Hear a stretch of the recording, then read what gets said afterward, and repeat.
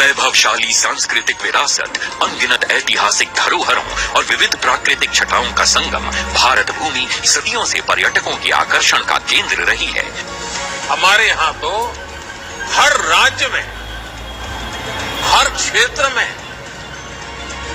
दुनिया के देशों में, एक एक देश में जितनी ताकत है उतनी हमारे एक एक राज्य में है। ऐसी अनंत संभावनाएं हैं। स्मार्ट सिटी, अमृत शहर, स्वदेश दर्शन और प्रसाद जैसी कई योजनाओं के कारण देश के पर्यटन स्थलों का कायाकल्प हो रहा है।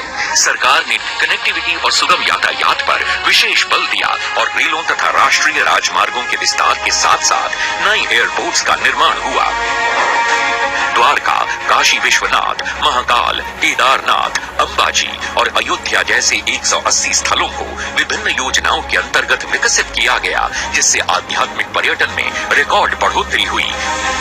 पर्यटन व्यवसाय से जुड़े लोगों के लिए कौशल विकास कार्यक्रम, होटल उद्योग, होम स्टे में बढ़ोतरी तथा वाइब्रेंट विलेज प्रोग्राम के अंतर्गत देश के पहले सीमावर्ती गांवों में पर्यटन को बढ़ाने के लिए कौशल विकास और रोजगार के जरिए समग्र विकास और आत्मनिर्भरता की नई राहों का निर्माण हो रहा है।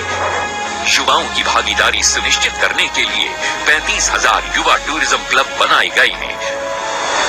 नए पर्यटन स्थलों की परिकल्पना को मूर्त रूप देते हुए कई पर्यटन स्थलों का निर्माण हुआ है। साथ ही राज्यों में यूनिटी मॉल और ओडीओपी के जरिए व्यवसाय के नए अवसर भी बने हैं। भारत की G20 की अध्यक्षता के दौरान देश के 60 शहरों को केंद्र में रखा गया था, जिन्हें अब कॉन्फ्रेंस और इवेंट टूरिज्म के लिए विकसित किया जा रहा है। यशस्वी प्रधानमंत्री श्री नरेंद्र मोदी द्वारा 2047 तक विकसित भारत के संकल्प को पूरा करने के लिए भारत सरकार पर्यटन क्षेत्र में मिशन मोड में काम कर रही है। इसे नई ऊंचाई देते हुए 1430 करोड़ रुपए से अधिक की पर्यटन परियोजनाओं का शुभारंभ किया जा रहा है।